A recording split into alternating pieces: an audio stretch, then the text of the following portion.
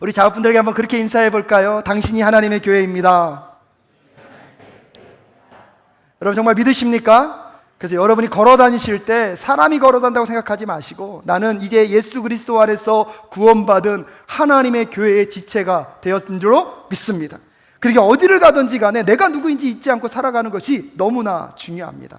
더 나아가서 나는 사랑교회, 하나님 보내신 사랑교회의 지체로서 하나님의 축복의 통로로 이 땅 가운데 보냄받은 하나님의 사람임을 잊지 않고 살아가시는 저와 여러분 되실 수 있기를 주님의 이름으로 축복합니다. 오늘은 창립 37주년을 기념하면서 하나님께서 37년 전에 이 하올곡 땅에 세우신 그 아름다운 이야기들을 함께 감사하며 함께 이 예배에 참여할 수 있는 저와 여러분 되실 수 있기를 주님의 이름으로 축복합니다. 37주년 기념 예배에 참여하고 있지만 제일 안타까운 것은 제가 제일 최근에 온 새신자라는 것입니다. 1년 6개월밖에 안 돼서 우리 교회 과거 이야기가 무엇인지, 그래서 지난 4주 동안에 우리 홈커밍 블레싱 기도회를 하면서 우리 교회 출신 사역자님들이 오시는데 많은 얘기를 하시는데 모르겠어요. 경험해 본 적이 없어요. 근데요, 여러분 그분들의 표정, 우리 교회 들어올 때 그분들의 표정, 그 다음에 우리 무엇보다도 우리 어르신들과 성도님들이 얼굴에 환하게 피는 꽃을 보면서 그렇지, 이것이 하나님의 공동체지. 말씀을 듣기 전에요 이미 은혜를 확 받아버렸습니다. 오늘도 그런 예배가 될 수 있기를 주님의 이름으로 축복합니다. 설교를 그냥 하겠다는 게 아니라, 근데 오늘 저희가 설교 짧게 해야 되거든요. 근데 그게 위안이 되는 게 이미 성찬 예식과 또 여러분이 만나는 이 만남을 통하여서 하나님이 이미 은혜를 부어주셨는 줄로 믿습니다. 하지만 그럼에도 불구하고 우리가 잊지 말아야 될 것이 무엇입니까? 하나님은요, 하나님의 계획과 뜻을 이루기 위하여서 이 땅에 교회를 세우셨습니다. 하나님은 교회를 통하여서 하나님의 영광스러운 계획을 반드시 이루어 가시는 하나님이 우리 하나님이십니다. 더 놀라운 것은 이 하올곡 땅에 하나님의 계획이 있으셔서 37년 전에 하나님께서 이 교회를 세우신 것입니다. 교회를 세우실 때 교회만 세우신 것이 아니라 2000년 전에 예수 그리스도를 이 땅에 보내셔서 예수 그리스도가 나의 구주, 나의 하나님으로 믿는 모든 사람들에게 구원의 은총을 베푸시고 하나님의 교회로 부르신 것입니다. 그래서 여러분이 구원을 받았을 때 이미 무엇이 포함되어 있습니까? 교회됨이 포함되어 있음을 기억하실 수 있기를 주님의 이름으로 축복합니다. 그런데 여러분 생각해 보셔야 합니다. 인간의 성장에는 세 가지 단계가 있습니다. 첫 번째 단계가 뭐냐면 의존의 단계입니다. 그래서 아이가 태어나자마자 뭐합니까? 계속 달라고만 합니다. 무언가를 요청합니다. 여러분 인간이요 온 세상을 다스리는 것 같지만 어렸을 때는요 인간은 정말로 연약하고 연약한 존재일 수밖에 없습니다. 인간은 태어나자마자 의존하지 않고서는 살아갈 수 없는 존재입니다. 하지만 여러분 아십니까? 여러분 송아지가 태어날 때나 말이 태어나는 거 보셨습니까? 태어나자마자 뭐 하는지 아십니까? 처음에 좀 힘들어하다가 네 발로 걸어요. 그리고 조금 있다 뭐 합니까? 뜁니다. 스스로 뭐 할 수 있는 존재입니까? 독립할 수 있는 존재인데 인간은 그렇지 않습니다. 처음에 태어났을 때는 철저히 어떤 존재입니까? 의존적인 존재가 될 수밖에 없습니다. 하지만 자라고 성인이 되어가면서 어떤 존재가 됩니까? 독립되는 존재가 됩니다. 근데 많은 분들은요 이 독립된 존재가 되면 그것이 완전히 성숙한 성장이 끝났다고 생각합니다. 하지만 여러분 인간은요 혼자 독립됨으로 살아갈 수 없습니다. 엄밀한 의미에서 보면요 인간은 의존으로 시작해서 독립으로 갔다가 그 독립에서 다시 어디로 가야 됩니까? 상호 의존의 관계로 나아가야 합니다. 그래서 한자에서요 사람인을 쓸 때 획이 몇 개죠? 2개. 혼자 쓰는 게 건강한 사람이 아니라 함께 서는 것이 건강한 사람임을 깨닫는 저와 여러분 되실 수 있기를 간절히 소원합니다. 근데 가만히 보면요 교회도 그런 교회가 되어야 할 줄로 믿습니다. 처음에 개척 당시에는 의존적인 교회일 수밖에 없어요. 주변을 돌아볼 수 없습니다. 여러분 재정적으로 성도들도 적고 많은 어려움을 겪을 수밖에 없습니다. 하지만 그 의존의 시기가 지나고 나면 교회가 어느 정도 건물도 짓고 성도들도 안정이 되고 재정적으로 안정이 되어질 뿐만 아니라 성도들의 삶도 안정되어지면서 어떤 단계로 넘어가게 됩니까? 독립의 단계로 넘어갈 수 있습니다. 하지만 건강한 교회는요 우리 교회 혼자 잘 나가고 우리 교회 혼자 안정스럽다고 건강한 교회가 아니라 여러분 독립적인 교회에서 성숙한 교회로 나아가기 위하여서 상호 의존적인 교회로 나아가는 우리 사랑교회가 될 수 있기를 주님의 이름으로 축복합니다. 그래서 물어보아야 합니다. 우리 교회는 지금 독립된 교회입니까? 아니면 상호 의존적인 교회입니까? 바라는 것은 지난 37년 동안 하나님께서 우리 사랑교회 많은 헌신자들을 통하여서 여기까지 오신 하나님, 이제 우리가 홀로섬을 할 수 있다면 이제 지역사회와 주변에 가난하고 소외된 자들과 이 땅 가운데 하나님이 드러내기를 원하시는 그 하나님의 계획을 위하여서 상호 의존적인 교회로 나아갈 수 있도록 주님 도와 주시옵소서. 근데 그런 교회의 역사를 이루려면요, 교회가 하나 되어야 되거든요. 교회가 하나 되어야 하는데 문제는 무엇이냐면 오늘날 교회가 하나됨을 잃어버렸습니다. 하나됨을 잃어버렸기 때문에 교회의 거룩한 기능을 잃어버렸고요, 교회의 거룩한 기능을 잃어버리다 보니까 세상에 가서 빛과 소금을 역할을 감당해야 되는데 오히려 세상으로부터 무엇을 받고 있습니까? 손가락질을 받고 있습니다. 그래서 에베소서 4장 3절에서는 평안에 매는 줄로 성령이 하나 되게 하신 것을 힘써 지키라고 우리에게 말씀하셨습니다. 특별히 여러분, 우리 사랑교회가 다시 한번 성령 하나님 안에서 하나됨을 회복하는 교회가 될 수 있기를 주님의 이름으로 축복합니다. 지난 우리 교회 역사 속에서 어떤 어려움이 있었고 어떤 힘겨움이 있었는지가 중요하지 않습니다. 이제 우리 교회가 앞으로 나아가는 그 방향 속에서 우리가 어떻게 하나됨을 이루어갈 것인가, 그것에 우리의 마음과 심령이 하나로 모아질 수 있기를 주님의 이름으로 축복합니다. 하지만 여러분들은 또한 잊지 마셔야 합니다. 지난 37년 동안 우리 교회를 섬겨오신 분들 때문에 우리가 이 자리에 있는 줄로 믿습니다. 저도요, 몇 번째 목사인지 아십니까? 자, 문제 내겠습니다. 저는 몇 번째 목사일까요? 답 가르쳐주고 얘기합니다. 5번째. 저는 어려운 문제 내지 않습니다. 하지만 여러분, 앞으로 펼쳐낼 모든 목회는 저의 열매가 아닙니다. 지난 시간 동안에 1대, 2대, 3대, 4대 목사님들이 이 교회를 섬겨오신 그 목회가 있었기 때문에 저의 목회가 있는 것입니다. 우린 그것을 잊으면 안 됩니다. 여러분, 오늘 여기서 젊은이들의 신앙과 다음 세대의 신앙이 존재할 수 있는 것은 이 교회를 위하여 눈물로 기도했던 우리 권사님들과 장로님들이 있기 때문에 우리 이 교회가 있는 것입니다. 세대가 차이가 다르고 방법이 다른다고 여러분 그것을 무시할 것이 아니라, 여러분, 우리 교회가 과거의 어떤 어려움과 다름이 있다 할지라도 이제 다시 한번 하나됨을 위하여 나아갈 수 있는 우리 사랑교회가 될 수 있기를 주님의 이름으로 축복합니다. 그러려면요, 교회 안에 2가지 성례에 대한 의미를 깨달으셔야 합니다. 그래서 오늘 여러분과 골로새서와 고린도전서를 통하여서 짧은 시간이지만 세례의 의미가 무엇인지, 성찬의 의미가 무엇인지, 그것을 통하여서 우리 교회가 어떻게 하나 될 수 있는지에 대한 것들을 잠깐 여러분과 나누고 말씀을 마무리 지을 수 있기를 바랍니다. 특별히 여러분, 세례는 무엇이냐면 예수 그리스도와 우리가 하나 되는 것이 세례입니다. 세례 예식은 어떤 사람들이 받습니까? 내 마음에 예수님을 나의 구주, 나의 하나님으로 영접한 사람. 그렇기 때문에 그 고백 속에서 내 외적인 표현으로 무엇을 받는 것입니까? 세례를 받는 것입니다. 근데 우리 장로교에서는 머리에 이렇게 물만 상징적으로 뿌리지만 원래 초대교회 성도들은 세례를 받을 때 강가에 가서요, 어떻게 했습니까? 물에 잠겼습니다. 어떤 목사님이 농담으로 그런 말씀 하시더라고요. 우리도 침례했으면 좋겠다. 그래서 세례 줄 때에 좀 속상하게 하는 성도는 한참 담궜다가 빼고, 그렇지 않으면 나중에 빼겠다. 여러분, 그거는 우스갯소리고요. 하지만 이 세례가 갖고 있는 의식이 그것입니다. 처음에 물속으로 들어갈 때 예수 믿기 전에 내 옛 자아는 여러분 십자가에서 어떻게 되는 것입니까? 죽는 것입니다. 그래서 이 세례 속에서는 장래의식이 있는 것입니다. 내 옛 자아가 십자가의 밑에 안에서 무엇했다? 죽었다. 하지만 거기에 머무는 것이 아니라 예수 그리스도가 부활한 것처럼 우리의 영혼이 예수 그리스도와 함께 새로운 피조물로 거듭나는 축제의 잔치가 이 세례 예식에 포함되어 있는 것입니다. 하지만 기억하셔야 합니다. 세례를 받았다고 구원받는 것이 아닙니다.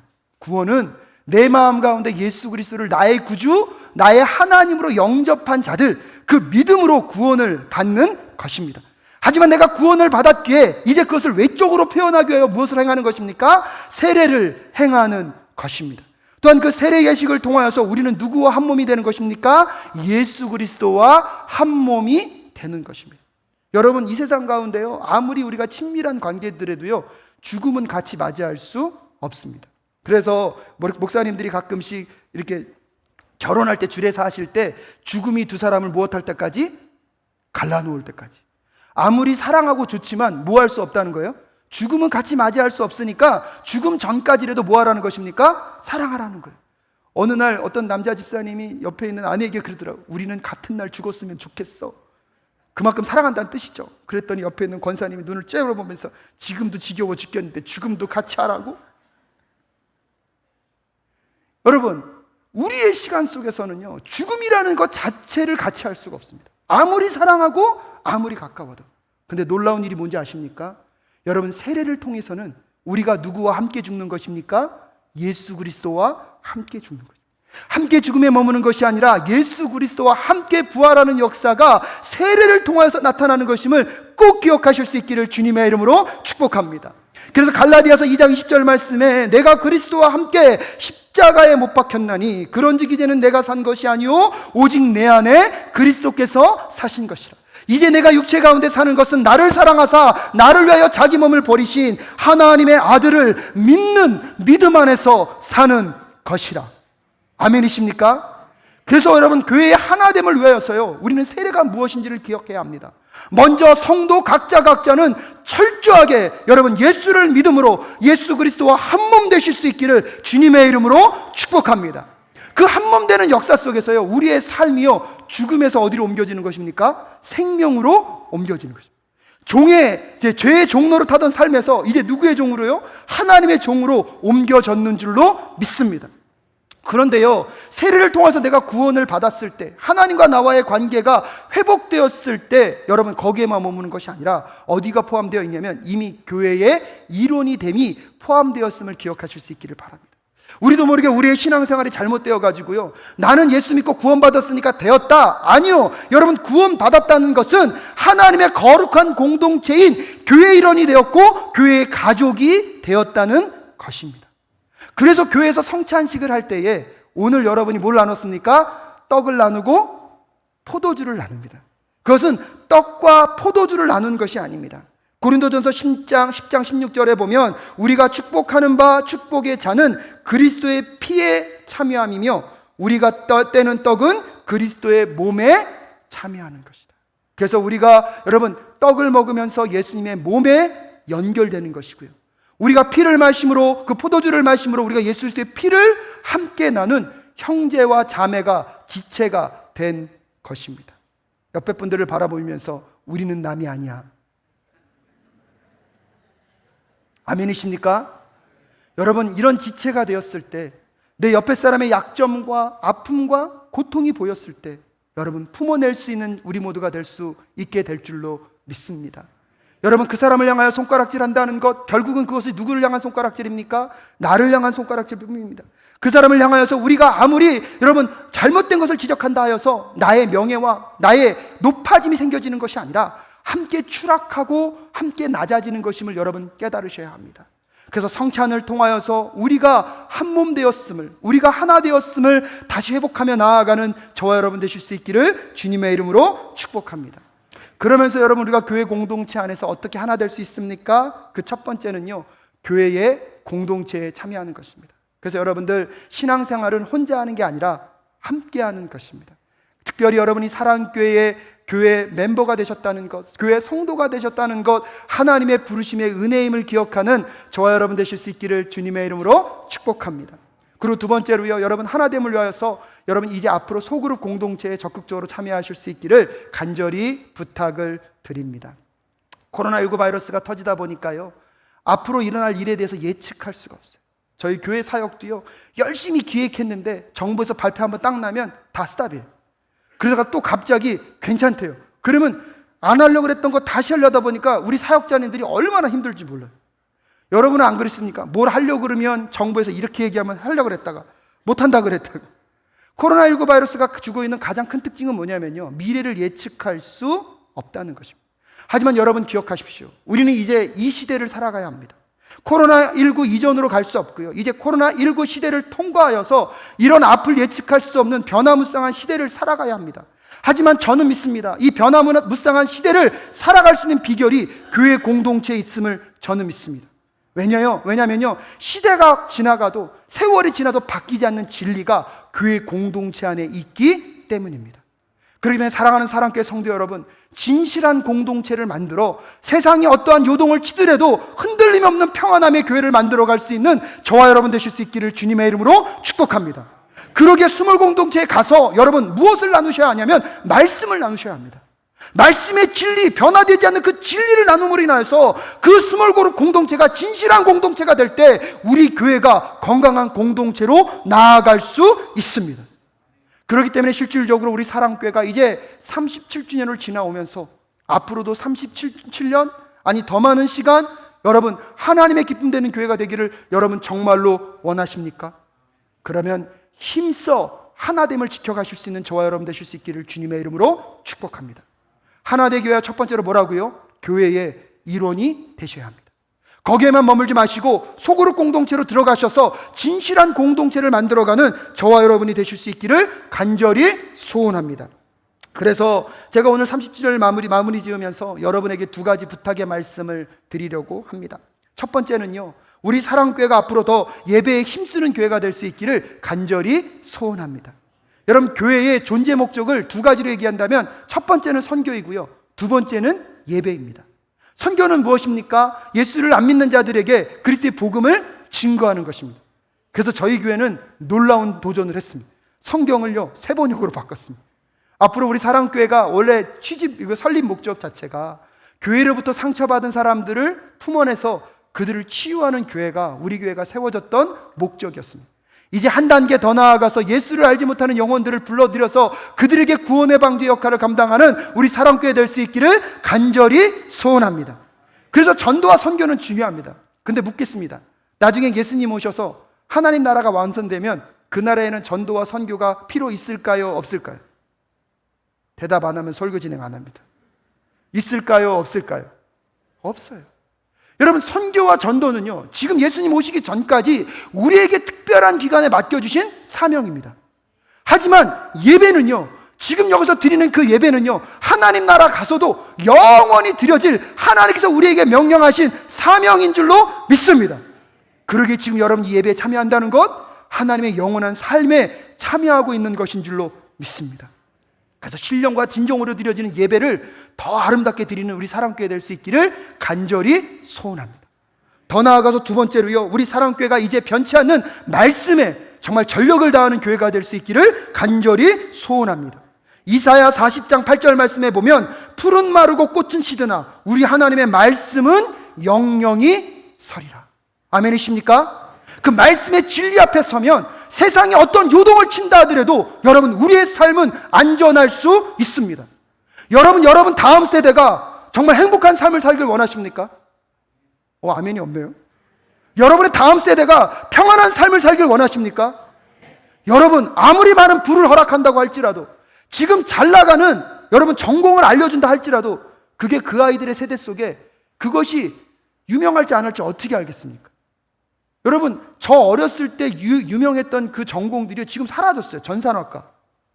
그때는 그것만 가면 직장도 안전하고 모든 것도 안전할 줄 알았어요. 근데 지금요, 전산학과요? 아니요, 공대생들이 더 잘해요.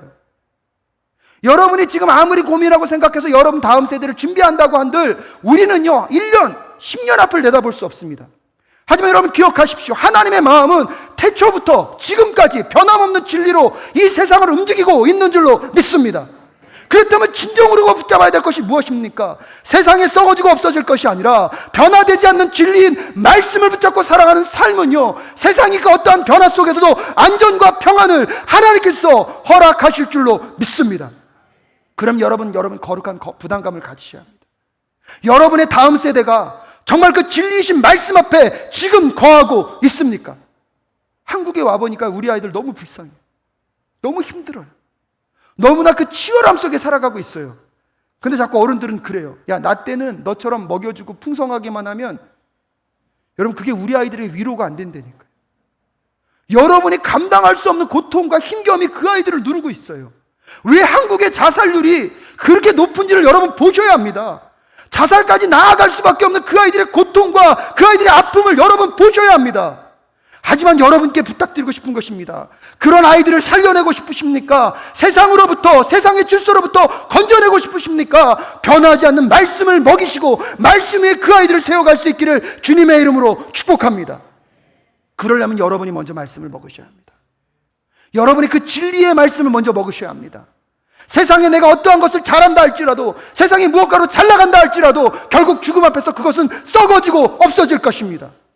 하지만 말씀 앞에 사는 그 삶, 말씀 앞에 순결하게 드린 그 삶은 죽음 위에 영원히 남아 하나님 나라 안에서도 그것이 유지되고 기억되고 함께 누리는 저와 여러분 되실 수 있기를 주님의 이름으로 축복합니다. 저는 말씀의 서두에 사람은 처음에는 어떤 존재로 시작한다고요? 의존적인 존재. 근데 그런 존재가 어디로 나아간다고요? 독립적인 존재. 근데 결국은요, 어디로 가야 합니까? 상호 의존적인 존재로 나아가야 합니다. 나 혼자 사는 것에 만족하지 마시고 내 주변에 어려운 사람에게 손을 내밀 수 있는 저와 여러분 되실 수 있기를 주님의 이름으로 축복합니다. 근데 좀 기억하십시오. 손만 내밀지 마시고 나도 힘든 게 있으면 뭐라고요? 힘들다고 얘기하는 게 건강한 것입니다. 예수 그리스도께서요, 겟세마네에 기도하러 가십니다. 근데 제자들을 데리고 가십니다. 여러분, 제자들에게 뭐라고 말씀하신지 아십니까? 예수님께서 내 마음이 심히 두려우니 나를 위해서 무엇 해달라? 기도해달라. 여러분, 그 당시 문화에서는 리더나 탁월한 사람은요, 약한 모습을 보이면 안 되는 게 그 당시 문화였어요. 근데 예수님은 과감하게 뭐라고 말씀하십니까? 내 마음이 어떻다고요? 두렵다, 떨린다. 날 위해서 무엇 해달라? 예수님 스스로가요, 상호 의존적인 공동체를 통하여서 예수님의 제자를 만들어 가셨습니다. 이제 우리 사랑교회가 37주년을 맞이하면서 이제 그 상호 의존적인 공동체로, 상호 의존적인 교회로 나아갈 수 있기를 주님의 이름으로 축복합니다. 한국에 와보니까 우리 성도님들 정말로 힘드시더라고요. 근데요, 제가 1년 6개월 동안 열심히 기도했거든요. 근데요, 삶이 좋아지지 않더라고요. 근데 여러분, 죄송하지만 앞으로도 어쩌면 좋아지지 않을 가능성이 높습니다. 예수 잘 믿는다고 여러분의 삶의 모든 문제가 다 해결될까요? 그렇지 않을 것입니다. 예수 잘 믿었는데 어떨 때는 힘겨움이 찾아올 수도 있습니다. 하지만 여러분에게 그 모든 문제는 해결할 수 없지만 한 가지는 약속할 수 있습니다. 그 문제를 다 해결해 줄 수는 없지만 여러분, 그 고통 가운데 우리 사랑교회가 함께 울고 함께 웃고 함께 있어주는 교회가 될 수 있기를 간절히 소원합니다. 여러분, 이 지역사회 속에서 우리 사랑교회가 그런 교회 될 수 있었으면 좋겠습니다. 하울곡동의 문제를 우리가 어떻게 다 풀겠습니까? 이 국가 정책과 문제를 우리가 다 어떻게 풀겠습니까? 하지만 오늘 그것을 결단합시다. 하나님, 이 지역사회의 어려움 가운데 우리 교회가 끝까지 함께 해주는 교회가 될 수 있도록 인도하여 주시옵소서. 그리고요, 우리 교회도 필요한 거 있으면 이웃교회에 좀 요청할 수 있었으면 좋겠습니다.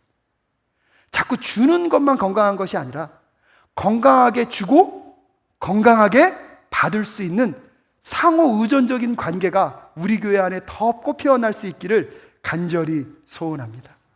그래서 오늘 설교를 마무리 짓고 여러분과 함께 드리는 이 비전 헌금은, 오늘은 우리가 세상을 향하여 무엇하는 것입니까? 손을 내미는 것입니다. 그래서 그것을 통하여서 코로나19 가운데 어려운 교회들과 그 교회들 위해 성령의 능력으로 함께 하실 수 있기를 간절히 소원합니다.